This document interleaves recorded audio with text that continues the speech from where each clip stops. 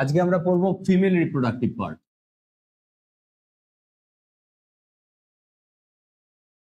Female reproductive parts. Last দিন আমরা একটা ডায়াগ্রাম এঁকেছিলাম না, for showing the different part of A typical flower. Today we will discuss about this portion located at the middle of the flower, the main things for which the structure is made, the flower is made. It is located or placed at the top of the thalamus, and the particular section or part is known as gynoecium. So this is the thing we are about to discuss today, is gynoecium, the female part. As we knew that the collection of stamen was known as androecium, likewise the collection of something is known as gynoecium. But what is that something? It is carpel. So the single unit of female reproductive part is actually carpel, right? In maximum flowering plants, there is only one carpel present, and in that case we use the term monocarpellary flower. Monocarpellary flower. But in some case we may find two carpel. Imagine if one carpel is present, like my single finger, it represents monocarpellary flower. If two carpel is present, bicarpellary. If three or more than three is present, it will be referred as multicarpellary. So let's write the term bicarpellary,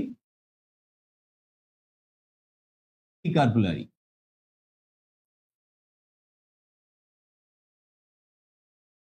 মাল্টিকার্পুলারি বাইকার্পুলারি ক্ষেত্রেও এই ব্যাপারটা প্রযোজ্য। ধরো আমার এই তিনটে আঙুলের মধ্যে there are three carpels collectively present at the middle portion of any flower, represent the gynoecium. So there we may exhibit two different phenomena. Either the carpels may be free, completely free from each other. At that time it will be referred as apocarpus, or it may be fused. একদম আঠার মতো লেগে থাকবে, ছিঁড়তে গেলে তোমার এরকম আলাদা আলাদা করে টেনে টেনে ছিঁড়তে হবে কার্পেল গুলো। সিন কার্পাস, সাইন্যাপসিস থেকে সিন কথাটা আসে, তো এটাকে মাথায় রাখতে আমরা ডেফিনেটলি ভুল করব না। মাল্টিকার্পুলারি দুটো টাইপ হয়, একটা সিন কার্পাস ওভারি, একটা অ্যাপোকার্পাস ওভারি। এর এক্সাম্পল ডিফারেন্স প্রচুর আসে কোশ্চেনে, এটা জানো মাথার থেকে বেরিয়ে না যায়। এটা ফিউজড টাইপ, এটা ফ্রি টাইপ। কার কার্পেল গুলো ফ্রি থাকে? সিন কার্পাস, সিন কথাটা আসে সাইন্যাপসিস থেকে, ফিউশন, সাইন্যাপসিস, জয়েন্ট লাগা, এই কথাটার থেকে আসে। তো তুমি যদি এটাকে রিকল করতে পারো সিন কথাটা কোথা থেকে আসে, তাহলে সারা জীবন অ্যাপোকার্পাসটা এমনি মনে থেকে যাবে। রিলেট করতে শেখো, ভুললে চলবে না। গেল, এর সম্বন্ধে বেশি ডিটেলসে গিয়ে লাভ নেই, একটা করে এক্সাম্পল পড়বে, টাইপটা জেনে রেখো, ডিফারেন্সটা একটা দুটো পয়েন্ট পড়ে রেখো, ডান। মূল জিনিস হলো এই যে স্ট্রাকচারটা এঁকেছি, that is a single carpel. We need to know all the different parts and what is present within that parts. এর তিনটে মেইন পার্টস হয় সিঙ্গেল কার্পেল, এর তিনটে মেইন পার্টস হয়। এটা আগের দিনও আমরা প্রবাবলি পড়েছি, এটাকে আমি নাম্বার 1 দিলাম, the stigma, stigma of gynoecium or carpel. The narrow tube-like structure represents the style, and the basal structure is the ovary. This is the main part. The ovary is the main part of the female reproductive part, where the ovule is known to present, the structure within which egg is present. Remember, ovule is not the structure with which male gamete or sperm will fuse. It is the egg cell, which is again located within the ovule. এখানে অনেকগুলো compartment আছে, এর ভেতরে একটা, এর ভেতরে একটা। এই স্ট্রাকচারটাকে আরেকটু বড় করে আঁকি, এই ছবিটাতে তো এটা এনাফ এক্সপ্লেন করা যাচ্ছে না, আমরা যদি এটাকে আরেকটু বড় করে আঁকি, এখানেই আঁকি।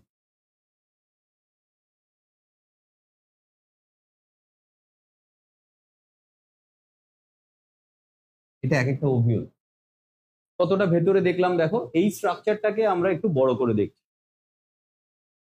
হ্যাঁ বলো। ও আচ্ছা, ঠিক আছে, কিছু কোশ্চেন হলেও আমাকে অনলাইনে জিজ্ঞেস করো। এই পার্টগুলোর নাম আমি এগেইন রিপিট করছি। First part stigma, second part styli, আর থার্ড পার্ট বেসাল পার্ট। এটাকে আমরা 3 দিয়ে বললাম, এটা হয়ে গেল ওভারি। এবারে 3 নম্বর পয়েন্টে অনেক এক্সপ্যান্ডেড পয়েন্টিং করা সম্ভব। দেখেই বোঝা যাচ্ছে গুরুত্বপূর্ণ জিনিস তো এখানে আছে। এর এক্সপ্যান্ডেড পয়েন্টিং আমরা কি কি জিনিস ইউজ করতে পারি? Let's use the pen red. এর এই ওয়ালটার একটা স্পেসিফিক নাম আছে, বাইরে বাইরে তো এটাকে ওভারি বলে ছেড়ে দিচ্ছি, বাট এই দেয়ালটার নাম আছে, that is ovary wall. Pointing 4 লেখো, ওভারিয়ান ওয়াল। এর এই যে মাঝের ওয়ালটা দেখো, এই যে দিস ওয়ান, এই মাঝের ওয়ালটা যার সাথে ওভিউল গুলো মুখে মুখে অ্যাটাচ থাকে, এটাকে প্লাসেন্টা বলা হয়। নাম্বার 5 পয়েন্ট লেখো, প্লাসেন্টা। এই যে যে জায়গাটা, এটা কিন্তু just normal free space, vacuum space না, এয়ার ফিল্ড স্পেস, কোনো জেলি বা ওয়াটার নেই। এটাকে লোকিউল বলে। নাম্বার 6, এই লোকিউলের মধ্যে অ্যাকচুয়ালি ওভিউল গুলো প্লেস থাকে। কোনো ফুলের ক্ষেত্রে একটা ওভিউল থাকে, যেমন ধান, গম। আবার কোনো ফুলের ক্ষেত্রে এখানে একাধিক শয়ে শয়ে ওভিউল থাকতে পারে, লাইক সিজন চলছে তরমুজ, প্রচুর ওভিউল থাকে, খেতে খেতে বিরক্ত হয়ে যায়। এটা গাছের অনুযায়ী, এক্সাম্পলটা মনে রেখো, ওভিউলের নাম্বারও কিন্তু গাছ অনুযায়ী ভ্যারি করে। ক্লিয়ার? এবার একটু ডিটেলসে যাই। এখানে তো ছবির সুবিধের জন্য আমরা 4টে আঁকতে পারি, 6টা আঁকতে পারি। এটাকে দেখতে কেমন? যে জিনিসটা আঁকা আছে এটাকে ইন্ডিভিজুয়ালি যদি একটু বড় করি, এটাকে কেমন দেখতে লাগবে? Let's watch or try to know its expanded diagram, a single unit. এটাকে যদি একটু বড় করি, এটা এরকম দেখতে লাগে না, জানো? এটা দেখতে লাগে এরকম।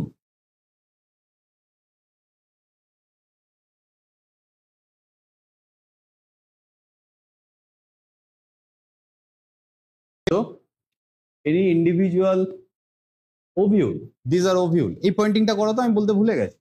এখানে 6 অবধি তো করেছি, 7 নম্বরও পয়েন্টিং দরকার। Ovule, this is known as megasporangium. Sporangium, gium means sac-like structure. Megasporangium means a structure that houses the megaspore, that is ovule, sorry, ovum. এর ভেতরে এক থাকে। 7 নম্বরটাকে আমি বড় করে এঁকেছি। এইটার ভেতরে এক্স্যাক্টলি এক সেল থাকে, কিন্তু কোথায় থাকে? This is the first part, that is gynoecium. তোমরাও এটা কোনো একটা জায়গায় অ্যারো অ্যারো দিয়ে লিখতে থাকো। হ্যাঁ, গাইনেশিয়ামকে পিস্টিলও বলা হয়, এই কথাটাও লিখে রাখতে পারো। ইন্ডিভিজুয়ালি এক একটা গাইনেশিয়ামকে, এক একটা ইউনিটকে কার্পল বলে, সেটা আমরা জানলাম। এই কার্পলের ভেতরে যে পার্ট থাকে, দ্যাট ইজ ওভারি। 3টে পার্ট থাকে, one of the important part is ovary. ওভারির ভেতরে থাকে, আমরা আবার ওভারির ভেতরে পেলাম ওভিউল। এই ওভিউলকে বলা হয় মেগাস্পোরাঞ্জিয়াম। মেগাস্পোরাঞ্জিয়াম, ওকে? এর ভেতরে কি? যাই আমরা এগোই। দেখো, এর ভেতরে একটা এরকম বড় রাউন্ড শেপের আর ওভাল শেপের স্ট্রাকচার থাকে।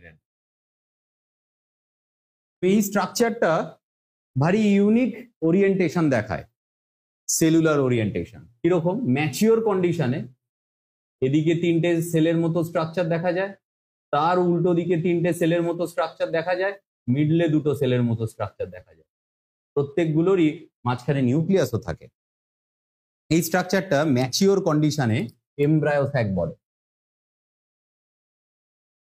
This is known as embryo sac. Okay, তো এখানে আমরা লিখতেই পারি embryo sac. Embryo sac, or this is also known as female gametophyte. Gametophyte. But this structure is known as embryo sac only in the mature condition. So how does it seems to look in its immature form? Or where from these 6 or 8 cells or nucleus derived? So we need to track those derivation if we want to know the process of macrosporogenesis or megasporogenesis, মানে ডিম তৈরি হওয়ার process.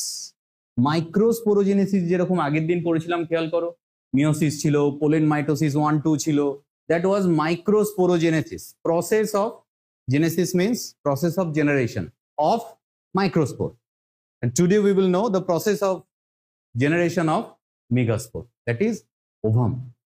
এর মধ্যে না একটাকেই ovum বলে। এখন একটু হিন্টস দিয়ে রাখি, পরে আরো এক্সপ্লেন করছি। এর এই নিচের দিকের এই অংশটাকে, এই একটা সেলকেই ওভাম বলে। তাহলে কার ভেতরে ওভাম থাকে?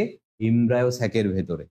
এর ভেতরে তাহলে অ্যারো দিয়ে আরেকটা এবার লিখে রাখি, পরে আমরা জার্নিটাকে আরো স্পিড করে ট্র্যাক করার চেষ্টা করব। দিস ইজ এক্সেল,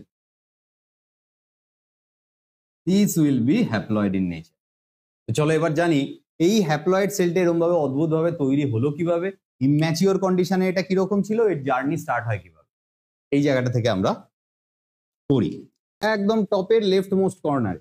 আর সেখানে না এর এই মাঝখানে একটা সেল আঁকো, এইটাকেও সাইজে ছোট করে দাও।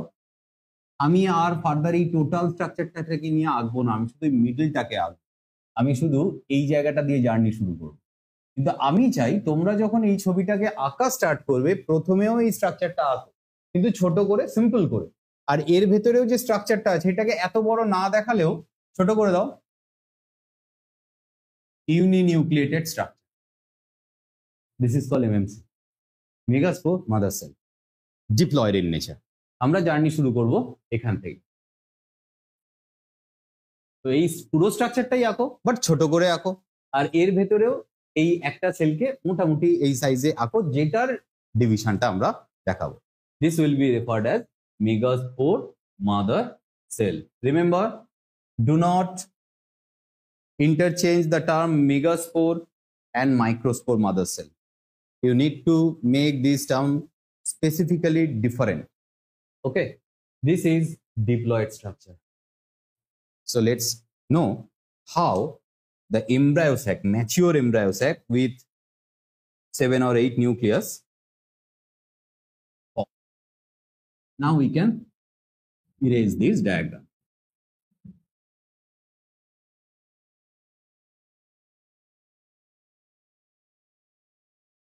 The way we discussed last day, the process of microsporogenesis, the way by which pollen grains were known to develop. Likewise, the few steps of megasporogenesis also same. From this diploid megaspore mother cell, we will have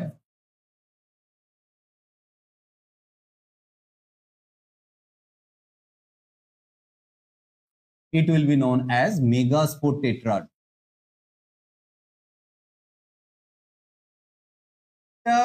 মুখস্থ করলে আর একটা ধরন বুঝে যাবে। Megaspore tetrad এই অবস্থায় তো চলে এলো, এবং এটার প্লয়েডিও হয়ে গেছে হ্যাপ্লয়েড, মিওসিসে তো অলরেডি হয়ে গেছে। What after that? Will all of these 4 cells produce 4 distinct separate megaspore or ovum? No, there is a twist. Yes, নীল ব্যাগটা নিয়ে যাও। There is a twist. এর 4খানাই কিন্তু মেগাস্পোরে ডেভেলপ হয় না, যেটা ইয়েতে হয়েছিল মাইক্রোস্পোরের ক্ষেত্রে। মনে করো মাইক্রোস্পোর টেট্রার থেকে 4টে পোলেন গ্রেন তৈরি হয়েছিল, আগের দিনের ছবি দেখে নাও। এখানে তা হয় না, এখানে অ্যাট র্যান্ডম 3টে মরে যাবে। বাল্ক অফ দ্য ফ্লাওয়ারিং প্ল্যান্টসে এই ইভেন্টটাই হয়, যেটা আমরা আঁকতে চলেছি। পরের ছবি আঁকি।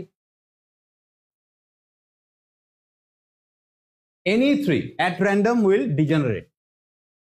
এটাই বিধির লিখন, মরবে। দেখো আমরাও যখন জন্মেছি আমাদের বডিরও অনেক সেল মারা যায়, এতে দুঃখ পাওয়ার কিছু নেই। আমার হাতের এই আঙুলগুলোর মাঝখানে একসময় কিন্তু সেল ছিল, পুরো বডিটা তো একটা বলের থেকে তৈরি হয়েছে, তো নাকের ফুটো তৈরি হলো কি করে? এর মাঝখানে সেলগুলো মরেছে, নির্দিষ্ট সময় না হলে আমার নাক সলিড হতো। ভাবো আমাদের হাতের মাঝখানের এই সেলগুলো মরেছে by the process of program cell death. এগুলোই না ডেস্টাইন্ড থাকে, এই মেকানিজম গুলো প্রত্যেকটা জেনা স্পেসিসে একদম ইউনিক হয়, কারোর সাথে কারোর মিল নেই, আর এই ইমপ্রিন্টেশন জিনে থাকে। এরও ফেট ওরকম লেখা আছে, ওর কপালেও 3খানা মেগাস্পোর অ্যাট র্যান্ডম মারা যাবে, যে কোনো একটা মেগাস্পোর ডেভেলপ করবে, এবং ইন ফিউচার বাকিগুলো তো ডেব্রিস হয়ে যাবে, এইটাই আরো বড় হবে। Let's draw the next diagram. This time we can point it out as functional megaspore. This is a typical functional megaspore. You can put the term functional in front of the term megaspore. Functional megaspore. It's a completely haploid functional megaspore. Now this particular functional megaspore has some of the different traits. Like at first without the division of cytoplasm. This kind of mitosis is referred as endomitosis. So here the mitosis 1 will take place. First mitotic division.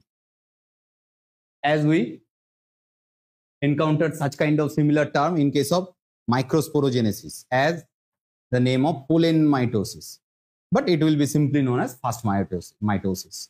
This kind of mitosis takes place just after the meiosis, completion of complete meiosis.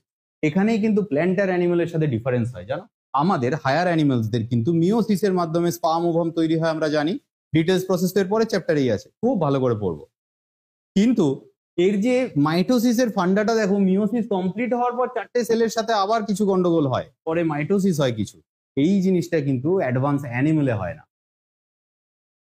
আমাদের sperm বা ovum at the end of মিওসিসেই তৈরি হয়ে যায়, তার আর কোনো ফেট নেই, either fertilisation হবে না নষ্ট হবে। কিন্তু এদের আবার ফেট বলতে কি ফার্দার আরো কিছু মডিফিকেশন ঘটে। আমাদেরও যে মডিফিকেশন ঘটে না তা না, আমাদের সাইজে বড় হয় কিছু এনজাইম হরমোনের, কিন্তু এইরকম মাইটোসিস কখনো হয় না। আমরা যখন হিউম্যান ফিমেল মেল সবার মেকানিজম গুলো জানবো সেটা দেখবো। ফার্স্ট মাইটোসিস, তারপরে হবে সেকেন্ড মাইটোসিস। আমি এখানে M2 লিখি, তোমরা M লিখো না, তোমরা পুরো কথা লেখো মাইটোসিস, না হলে M মিওসিস M মাইটোসিস সব গুলিয়ে যাবে। তোমরা মাইটোসিস কথা লেখো। সেকেন্ড মাইটোসিস হলে 2টোর থেকে 4টে হবে, উপরে 2টো নিচে 2টো, একটা আউটার সেল ওয়ালের একটা ইন্ডিকেশন আমরা দিয়ে রাখি, এটা তো আলটিমেটলি প্ল্যান্ট সেল, তো সেল ওয়াল তো থাকবেই। আর থার্ড মাইটোসিসে এই যে 2টো এগুলো আবার 4টে হবে। এই দেখো, উপরে 2টো নিচে 2টো। অ্যাকচুয়ালি এইগুলো গোল গোল কি এঁকেছি নাট বল্টু? নিউক্লিয়াস। এগুলো কি হয়েছে? এন্ডোমাইটোসিসের মাধ্যমে তৈরি হয়েছে। সেল এই একটাই ছিল মেগাস্পোর, এখনো এটাকে আমরা মেগাস্পোরই বলতে পারি, কিন্তু মেগাস্পোর উইথ 8 নিউক্লিয়াস। এখানে ছিল megaspore with single nucleus. How it originated? It originated through 3 successive mitotic division. Bulk of the flowering plants কত পার্সেন্ট জানো? না, প্রায় 80% ফ্লাওয়ারিং প্ল্যান্টসে এই মেকানিজম দেখা যায়। তার মানে এর এক্সেপশনও আছে। ঠিক আছে, ওটাকে সাইড করে রাখি। আমরা অ্যাভারেজ জিনিসটা আগে ভালো করে বুঝি, যেটা আদর্শভাবে টিপিক্যালি পাওয়া যায়, রাইট? তো এরপরে কি হয়? এর কি কোনো নিউক্লিয়াস মারা যায় না? এর কি হয় জানো? এই 3টের মধ্যে যে কোনো একটা, আমি এরকম বোল্ড করলাম, এই 3টের মধ্যেও যে কোনো একটা, they start to move towards the centre or the equator plane of the cell, and remaining 3 will stay the opposite polar region. So how the diagram will seems to look after this?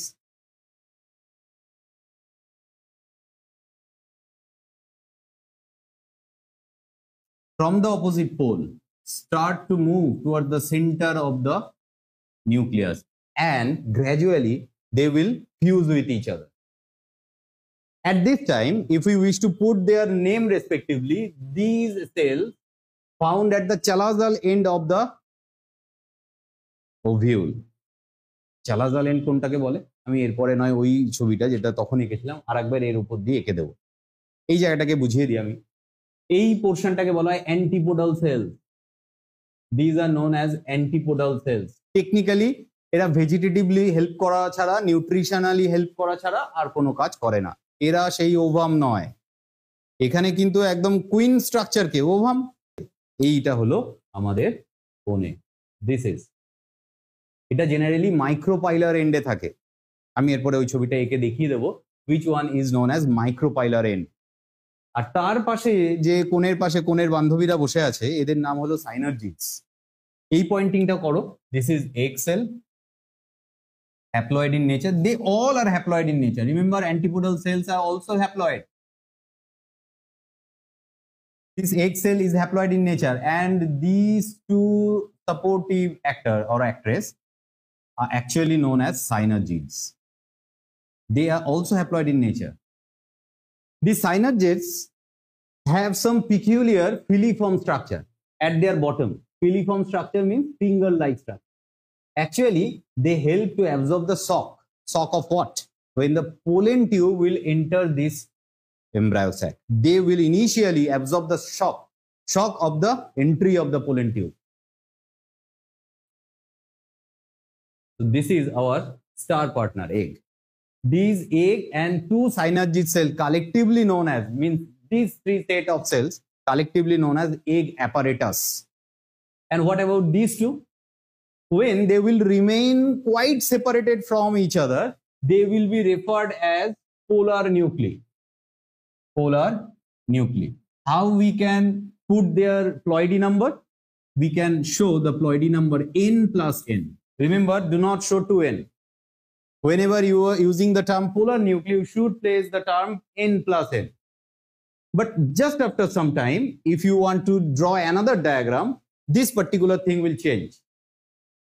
তোমরা একটা ছবি আঁকো, আর আমি তো জানো ফাঁকিবাজ, আমি এটাতে modify করব। তোমরা যদি জায়গা থাকে তো এরপরে অ্যারো দিয়ে ডান দিক বাঁ দিক দেখো কোথাও আঁকো, না স্টার দিয়ে নিচে লেখো। এরপরে যদি আর একটা ছবি হতো, অ্যাকচুয়ালি হয় জানো, এরপরে একটা ছবি হয়, সেটাতে কি হবে জানো, এই পোলার নিউক্লিটা একে অপরের সাথে ফিউজ হবে, আর কোনো চেঞ্জ না। শুধু এই জায়গায় আমি একটু মুছে দিই,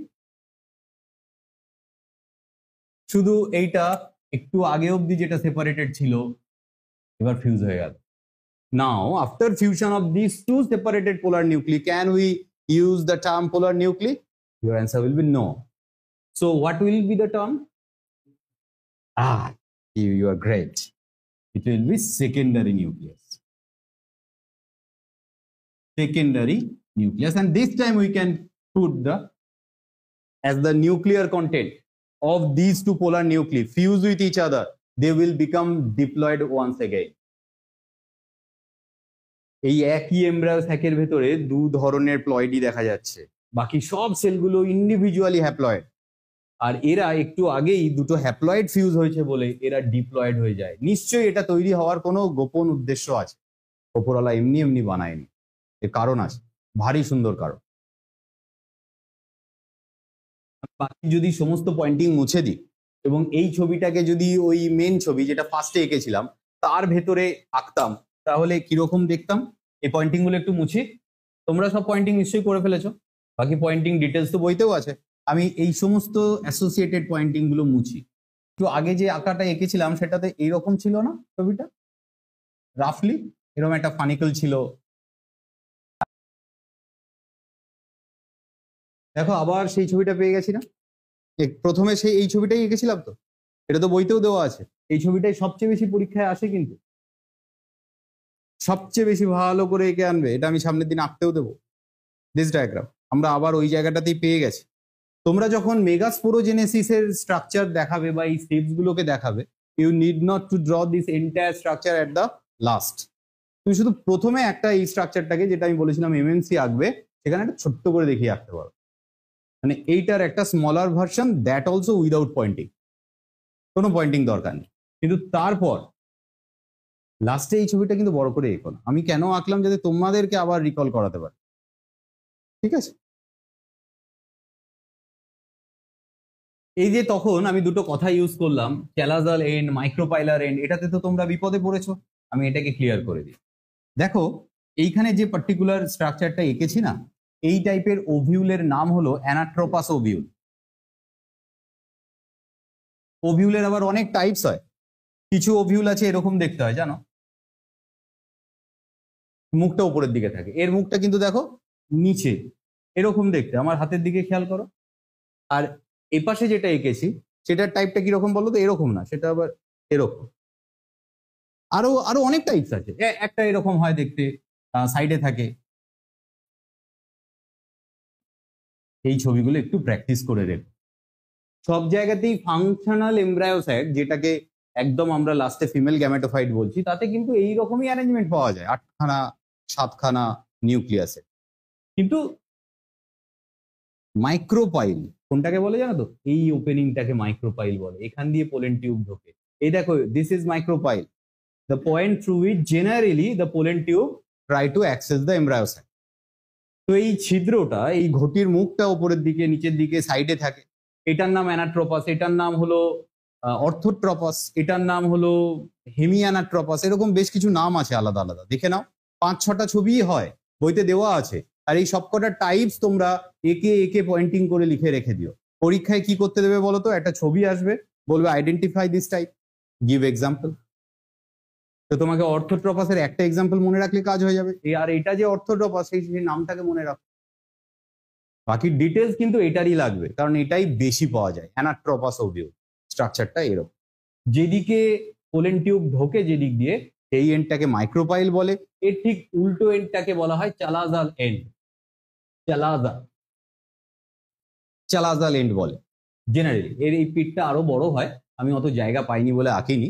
এমব্রায়ো স্যাক এই মাইক্রোপাইলারের মুখের দিকে থাকে। এই পুরো স্ট্রাকচারটা, এই যে ওভিউলের যে আমরা ওয়ালগুলো দেখছি, এগুলো এই সেলগুলোকে নিউসেলাস সেল বলে, নিউসেলাস। আর এটা প্যারেনকাইমা সেল দিয়ে তৈরি হয়। This are all made up of parenchyma. আমরা জানি প্ল্যান্টের একটা স্পেসিফিক টাইপের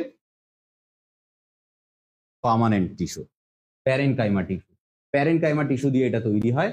এই নিউসেলারের যে সেলগুলো থাকে সেগুলো সবই এমব্রায়ো স্যাকের ডেভেলপমেন্টে হেল্প করে, নারিশমেন্ট প্রোভাইড করে। যখন এই মেগাস্পোরোজেনেসিস স্টার্টিং ফ্রম এমএমসি যখন জার্নিটা করে, এই টোটাল জার্নিতে এই প্যারেনকাইমাটা সেলগুলো একে খাবার প্রোভাইড করে যাতে বড় হতে পারে। কিন্তু গুরুত্বপূর্ণ পয়েন্ট হলো এই মাইক্রোপাইলের position, through which the pollen tube will make itself enter inside the embryo sac. আর যখন এ ঢোকে না এই জায়গাটা দিয়ে, ও তো ফাটিয়ে ঢুকবে, এই জায়গায় ধাক্কাধাক্কি হতে পারে। সেই কারণেই এই শক অ্যাবজর্ব করার জন্য এগ সেলের পাশে, ধরো এই জায়গা দিয়ে ঢুকছে, ভাই নিয়ে চলে যাচ্ছি, হ্যাঁ পোলেন টিউব যা তা কাজ করছি তো, পোলেন টিউব এরমই যায়। মাথা পাগলা হয়ে যাবে পোলেন টিউবের জার্নি ট্র্যাক দেখে, কোথায় নিয়ে চলে যাচ্ছে, ও উপরে নিয়ে চলে যাচ্ছে। একটু পরে আঁকি আবার ওই স্টিগমা স্টাইলে ওই পোর্শনটা এঁকে আমি দেখাচ্ছি কিভাবে কোন প্যাসেজের মধ্যে দিয়ে পোলেন টিউব মুভ করে, দেখলে পাগলা হয়ে যাবে। এইখান দিয়ে ঢোকে, প্রথমে ভেজিটেটিভ নিউক্লিয়াস ঢোকে, তার পেছন পেছন মেল গ্যামেটটা ঢুকবে। এই যে ইনিশিয়াল ধাক্কাধাক্কি যা হবে, এই ভেজিটেটিভ নিউক্লিয়াসটা সামলাবে আর এই সাইনার্জিস গুলো সামলাবে। পরবর্তী সময় এই ভেজিটেটিভ নিউক্লিয়াসটাও পোলেন টিউব থেকে নষ্ট হয়ে যায়, সাইনার্জিস গুলোও নষ্ট হয়ে যায়। বেঁচে থাকে এই ভদ্রমহিলা যার বিয়ে আজকে, এক্সেল, আর মাঝখানের এর কাজ আছে, এটাও নষ্ট হয়ে যায়। এরও ডেভেলপমেন্ট ছাড়া আর কোনো কাজ নেই। এবার চলো পোলেন টিউব তাহলে ঢুকলে এই স্ট্রাকচারটা কিভাবে মডিফাই হয়, এর ভেতরে কি কি চেঞ্জ হয় সেটা দেখি। ম্যাচিওর অবস্থায় এই যে লাস্ট ছবিটা এঁকেছি, এটাকে তোমরা বলতে পারো mature female gametophyte or embryo sac. এখানে যে টার্মটা আমি লিখেছি, embryo sac or female gametophyte, this is the mature female gametophyte. তোমাকে যদি বলে ম্যাচিওর ফিমেল গ্যামেটোফাইটের ছবি আঁকো, এটা আঁকতে হবে। আর এটা কিরকম দেখতে বলো তো? টেকনিক্যালি কিন্তু পুরোটা একটা সেল, পুরোটা একটা সেল, এর ভেতরে তো এন্ডোমাইটোসিস হয়েছে, তো this is a single cell. কিন্তু এন্ডোমাইটোসিসের ফলে এর নিউক্লিয়াস গুলো একটু অদ্ভুত ভাবে ওরিয়েন্ট হয়েছে। তো একটা ম্যাচিওর এমব্রায়ো স্যাকে, mature, remember mature embryo sac, this term is very important, mature female gametophyte structure can be referred as gametophyte. We have used this structure male gametophyte before. The almost matured pollen grain will be referred as the male gametophyte. The pollen grain where the generative nucleus has been already transformed into male gametes.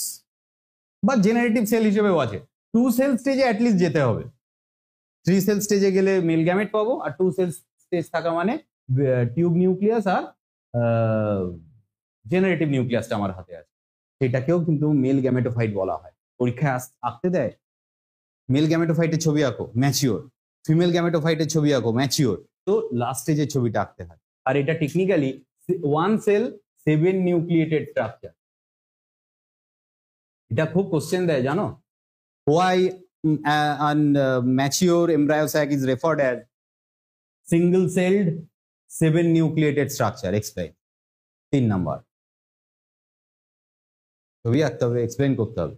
যেহেতু এখানে এন্ডোমাইটোসিসের মাধ্যমে nucleus গুলো হয়, তো actually একটাই sell থেকে যায়। যদিও কিছু কিছু বইতে প্যারালাল একটা টার্ম ইউজ হয়, যেহেতু এই নিউক্লিয়াস গুলো এদের চারপাশে না একটা পাতলা ক্যালোসেল লাইনিং তৈরি হয়। এটা এরকম নয় যে এই নিউক্লিয়াসের পাশে যে আমি একটা আলাদা লাইনিং দেখিয়েছি, it is a typical nucleus cytoplasm না। আবার এর মধ্যে ওই মাইটোকন্ড্রিয়া, রাইবোজোম, গলজি বডি যেরকম টিপিক্যাল প্ল্যান্ট সেলে কন্টেন্ট গুলো পাওয়া যায় সেল অর্গানে, সেগুলোও অত থাকে না। বাট এক ধরনের কার্বোহাইড্রেট দ্বারা এই স্ট্রাকচার গুলো এনসার্কেল থাকে। তো একটা অ্যাপারেন্টলি ফলস ইলিউশন হয় this may be a cell like structure. যখন এগুলোকে আমরা মাইক্রোস্কোপের তলায় দেখি তো একটা ফলস ইলিউশন তৈরি হতে পারে যে এটা মনে হয় একটা বড় কিছু বেলুন লাইক স্ট্রাকচার, তার ভেতরে ছোট ছোট নিউক্লিয়াস বা রেদার নিউক্লিয়াসকে ঘিরে আবার ছোট ছোট সেল লাইক স্ট্রাকচার আছে। তো সে কারণে এখানে এরকম টার্মও ইউজ হয় যে এর আগের স্টেজটার জন্য ইউজ হয় 7 সেল 8 নিউক্লিয়েটেড স্ট্রাকচার। এর আগে যে স্টেজটা ছিল যখন এইখানে আমরা পোলার নিউক্লিয়াসটা এঁকেছিলাম, সেকেন্ডারি নিউক্লিয়াসে তো ডিপ্লয়েড হয়ে যায়। অনেক সময় ওই ছবিটা দিয়ে আবার আসে যে ওই ছবিটাকে কেন 7 সেলড 8 নিউক্লিয়েটেড স্ট্রাকচার বলে। এখানে একটু কনফিউশন হয় বলে আমি একটু ক্লিয়ার করে রাখলাম। এর আগের ছবিটাতে যেখানে পোলার নিউক্লিয়েট ছবিটা ছিল অনেক ক্ষেত্রে সেটা বলে এটা 7 সেল 8 নিউক্লিয়েটেড স্ট্রাকচার, কারণ এখানে অব্দি 8খানা নিউক্লিয়াস দেখা যাচ্ছে। আর অনেক সময় অ্যাপারেন্ট এরকম করে কি 1 2 3 এই তিনটে একটা সেল, এটা কিন্তু ফলস ইলিউশন। এই টার্মটা কিন্তু ভ্যালিড টার্ম নয়, এটা মাইক্রোস্কোপের তলায় দেখলে এটা ফলস ইলিউশন তৈরি হয়। আমি আজকে একটা ভিডিও দেখাবো তোমাদের পড়ানোর পর, তাতে দেখবে যে আচ্ছা কেন এই ইলিউশনটাকে এরকম ভাবে নাম দেওয়া হয়।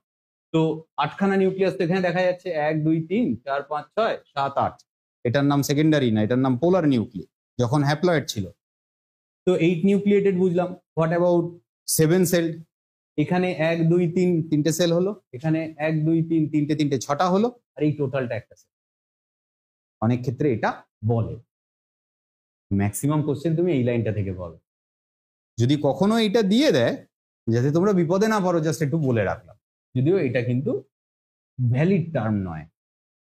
এই ধরনের ওভিউলের ম্যাচুরেশন প্রসেস যেখানে আমরা একটা মেগাস্পোরের ম্যাচুরেশন দেখেছি, দেখো অ্যাট র্যান্ডম 3টে মেগাস্পোর মারা গেছে, একটা ডেভেলপ হয়েছে। এই ধরনের ডেভেলপমেন্ট গুলোকে বলা হয় মোনোস্পোরিক এমব্রায়োস্যাক ডেভেলপমেন্ট। মোনোস্পোরিক ডেভেলপমেন্ট 80% প্ল্যান্ট সেলে এটাই হয়, কিন্তু এর কিছু এক্সেপশনও আছে, যেমন বিস্ফোরিক, যেমন টেট্রাস্পোরিক এমব্রায়োস্যাক, এগুলোও কিন্তু নেচারে অ্যাভেলেবল। স্পোরিক হলো এই প্রসেসটা। এখানে দেখো 4টের মধ্যে একটাই তো ডেভেলপ হয়েছে, বাকি 3টে মরে গেছে। বিস্ফোরিকে কি হবে বলতো? যে কোনো দুটো বেঁচে থাকবে, ধরো এটা বাঁচলো আর এটা বেঁচে থাকলো, মেবি। ইমাজিন করো, you need not to draw the entire diagram for that purpose, এটাই আসে মেন, এটাই। বিস্ফোরিকে এটা হবে, অ্যাট র্যান্ডম দুটো মরবে, অ্যাট র্যান্ডম দুটো বাঁচবে। বিস্ফোরিক ডেভেলপমেন্টে কিন্তু 3টে মাইটোসিস হবে না, কারণ অলরেডি তো দুটো আছে। ফাইনালের ছবি কিন্তু এটাই। যে প্রসেসেই এমব্রায়োস্যাক তৈরি হোক না কেন, একটা ম্যাচিওর এমব্রায়োস্যাকের এই লাস্ট ছবি এটাই, যেখানে ফাইনালি এই স্ট্রাকচার গুলো থাকবে, 7খানা নিউক্লিয়াস। তো এই অবস্থায় কিন্তু সবাই পৌঁছবে, সেটা জার্নিতে 4টের মধ্যে একটা মরে বাকিটা ডেভেলপমেন্ট হোক। For that purpose they need 3 separate mitosis. দুটো হতে পারে, এখানে দুটো হয়, দুটো মারা যাবে, দুটো বাঁচবে, তার জন্য দুটো মাইটোসিস দরকার, তাহলেই তো 8টা নিউক্লিয়াস হয়ে যায়। আর এইটার ক্ষেত্রে একটাও মরে না, এটা রেয়ার, ভেরি রেয়ার। এক্সাম্পলও পেতে খুব কষ্ট হয়, আমি অনেক খুঁজেও পাইনি, বাট কিছু কিছু জায়গায় দেয় বলে এই টার্মটা জেনে রাখ, ভেরি রেয়ার। আমরা মোনোস্পোরিক এমব্রায়োস্যাকেরই ডেভেলপমেন্টটা জানলাম, পড়লাম এবং শিখলাম, এটাই আসবে পরীক্ষায়। যেমন অ্যানাট্রপাসের এই ছবিটা ম্যাক্সিমাম আসে। এইবার আসো এই পিকিউলিয়ারিটিসটা একটু ক্লিয়ার আপ করি। এখানে যখন পোলেন টিউবটাকে আমরা এন্ট্রি করানো দেখাচ্ছি, এখানে যে অদ্ভুত অদ্ভুত টাইপের ঘটনা ঘটানোর আমি চেষ্টা করেছি সেটা এক্স্যাক্টলি কি হয়। And for that purpose I need to draw the entire cartoon. Once again এই ছবিটা মুছি। কোন জার্নিটার দিকে আমরা যাব? ফার্টিলাইজেশনের জার্নির দিকে আমরা যাই। But before I am here two draw the structure of single enlarged carpel once again, just to make you sure the passage or movement path of pollen tube. So at first tell me, this is ovary, we know that, where the ovule is known to placed. এবার আমি ওই লোকিউল placenta এত আঁকছি না, simple করি জিনিসটাকে। এটা ধরে নাও এরকম টাইপের ওভিউল দেখ, এই আছে। ওভিউল তো একটাও থাকতে পারে, না থাকার কি আছে, একটাই আছে। ধরো এই ফানিকল পোর্শন দিয়ে ধরো সেটা তার প্লাসেন্টার ওয়ালের সাথে অ্যাটাচ আছে। এবার এই ওভিউলটাকে রিচ করতে চায় কে? Black pen. এটা যদি একটা পোলেন গ্রেন হয়, সে এই স্টিগমার উপরে মাইগ্রেট করে এসে ল্যান্ড করা, এটাকে বলা হয় first step of fertilization, that is pollination. এটা কি তো পলিনেশন বলে, landing of the pollen grain to its respective species stigma. কাঁঠাল গাছের রেণু আম গাছে পড়ে কি ঘন্টা হবে? সময় নষ্ট, উইন্ডো শপিং, চলে যাবে, যাও চলে যাও, নষ্ট হবে। কাঁঠাল গাছের রেণু কাঁঠাল গাছেরই আর একটি ফুলের সংশ্লিষ্ট জায়গায় পড়লে তবে গেলে কাজ হবে, নাহলে স্পিসিসের বেরিয়ার আছে, কিছুতেই হতে পারে না, হবে না, চিন্তা নেই, কিছুতেই ফার্টিলাইজেশন হবে। যদি সেম স্পিসিসের হয় তখন এর ওপর পড়ার পর এই স্ট্রাকচারটা ওয়াটার কন্টেন্টটাকে অ্যাবজর্ব করে প্রথমে বড় হয়, স্টিগমাতে কিছু ফ্লুইডি সাবস্টেন্স থাকে, তারপর জার্ম পোর থেকে পোলেন টিউব বেরোয়, পুরো কন্টেন্টটা উপরেই থেকে যাচ্ছে, কিন্তু এই দেখো পোলেন টিউব বেরোলো।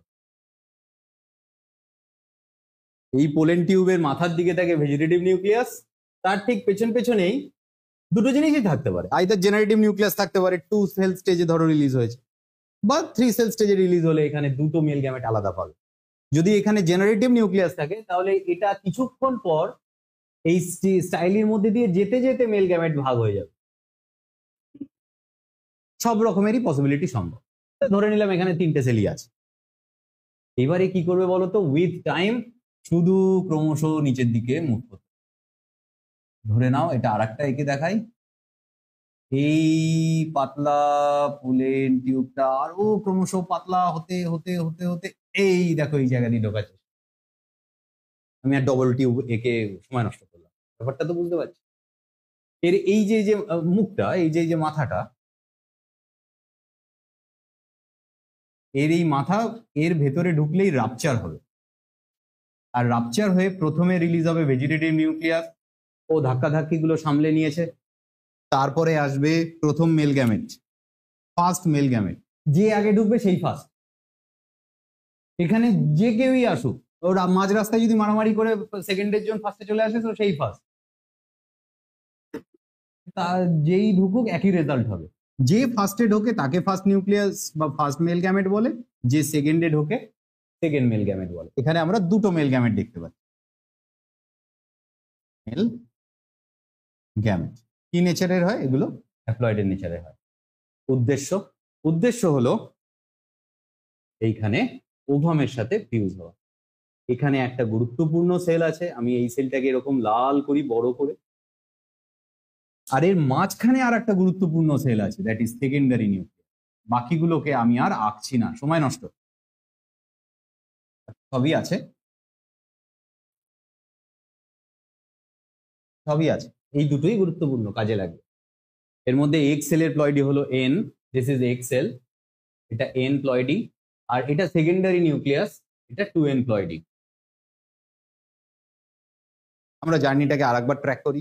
ফার্স্ট 1 নম্বর পয়েন্টিং দিই এই ল্যান্ডিংটাকে, বা অনেক ল্যান্ডিংটাকে দেয় না, বাট এটাকে যে পলিনেশন বলে এটা কোথাও লিখে রাখো, রেসপেক্টিভ জায়গায় পড়লো। সেম স্পিসিসে হলে সেলফ পলিনেশন, উল্টো স্পিসিসে হলে ক্রস পলিনেশন, বা একই স্পিসিসেরই অন্য গাছে হলেও ক্রস পলিনেশন টার্মটা ইউজ। এই যে টিউবটা বেরোচ্ছে, this is called germination of pollen tube.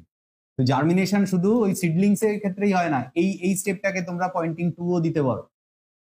এইটা ফার্টিলাইজেশনের 1 স্টেপও বলা যায়, 2 স্টেপও বলা যায়, যা খুশি দিতে পারো। যদি পলিনেশনটাকে 1 দাও তো ওটা 1 হবে, আর যদি এটা দিয়েই শুরু করো, পলিনেশন না করো, তাতেও ভুল নেই। এক একটা বইতে একটা ফলো আপ হয়, আমার বইতে মনে হয় এখানে এইটাই 1 দিয়েছে, কোনোটাই ভুল না, সবই লিখতে পারো। জার্মিনেশন হলো, তারপরে স্টেপ কি? Through the styli this pollen tube will try to enter or pass along the path of style, and during this process they will release certain type of hydrolytic enzymes.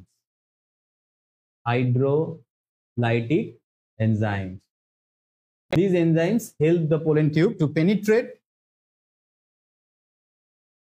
the style. Now imagine they have successfully reached near the ovule. ওভিউলে ঢোকার আলাদা আলাদা mechanism আছে। এখানে কোথা দিয়ে ঢুকছে? Through the micropyle. মাইক্রোপাইলের দিয়ে যখন ঢোকার চেষ্টা করে, through the micropyle, oh sorry, micropyle দিয়ে যখন ঢোকে তখন এটাকে পুরোগামী বলে। এই ঢোকার প্রসেসটাকে বলা হয় পুরোগামী। যখন এখান দিয়ে না ঢুকে এর এই উল্টো দিক দিয়ে ঢুকলো, ধরো এরকম হলো, ও মনে করলো হঠাৎ করে যে আমি এদিক দিয়ে ঢুকবো না, সময় নষ্ট, আমি এখান দিয়ে ট্রাফিক জ্যাম এরিয়া আসলে ঢুকে যাই, হতে পারে। সব এক একটা ফুল গাছে দেখা যায়, এক গাছে দু তিন রকমের মেকানিজম দেখা যায়, যে যেটা দেখাবে সে সেটাই দেখায়। কিছু গাছের ক্ষেত্রে এরকম হতে পারে যে চালাজা রেনটা অপোজিট অফ দ্য মাইক্রোপাইল, তাকে চালাজা বলে, সেখান দিয়ে ঢোকা প্রেফার করলো। সেইটা হবে কি, যদি চালাজা দিয়ে ঢোকে চ্যালাজোগ্যামি, বা কোনো ক্ষেত্রে এরকম প্রেফার করলো এই দু দিক দিয়ে না গিয়ে মাঝখানের কোনো একদিক দিয়ে ঢুকি, নিউসেলার বা ইন্টিগুমেন্ট পার্ট দিয়ে, তখন তাকে বলা হবে মেসোগ্যামি। মেসো কথাটা আমরা জানি কিভাবে ইউজ হয়, মিডল জাতীয় কিছু বোঝাতে। মেসোফাইট, হাইড্রোফাইট, জেরোফাইট বসিয়ে দিলাম, এবার ল্যান্ড নর্মাল গাছগুলোকে কি নামে ডাকবো, চলো মেসোফাইট বসিয়ে দাও, মাঝামাঝি। তো মেসোফাইট হলো, মেসোগ্যামি হলো মাঝামাঝি কোনো জায়গা দিয়ে, যদি এখান দিয়ে ঢুকতো এখান দিয়ে ঢুকতো, তবে বাল্ক অফ দ্য ফ্লাওয়ারিং প্ল্যান্টসে পুরোগ্যামি দেখা যায়, এটাই ম্যাক্সিমাম। ক্লিয়ার? এখান দিয়ে যখন ঢুকছে তারপর কি হবে, ধরো হাইড্রোলাইটিক এনজাইম দিয়ে তো পেনিট্রেশন হলো, এই জায়গায় যখন ঢুকছে এটাকে বলা হয় entry of the pollen tube. এই সময় ওই যে বললাম ফার্স্ট এনকাউন্টার করে হলো ওরা দুজন, ভেজিটেটিভ নিউক্লিয়াস আর সাইনার্জিডস, এরা একে অপরকে এনকাউন্টার করে মরে যায়, ওদের কাজ শেষ। আর যেই এটা মরে গেল, এই এই ছোট্ট কালো পোর্শনটা ধরো আমি মুছে দিলাম, now it is all set to release the first male gametes. First male gamete ঢুকে কি করবে, it will try to unite with egg apparatus, or rather egg cell. This is the ovum, egg cell. This is also haploid in nature, and they will form the zygote. And this time it will be diploid. This is zygote, where from the small plant will develop. The embryo will develop to grow as a plant. Main গাছটা এটা থেকে তৈরি হবে।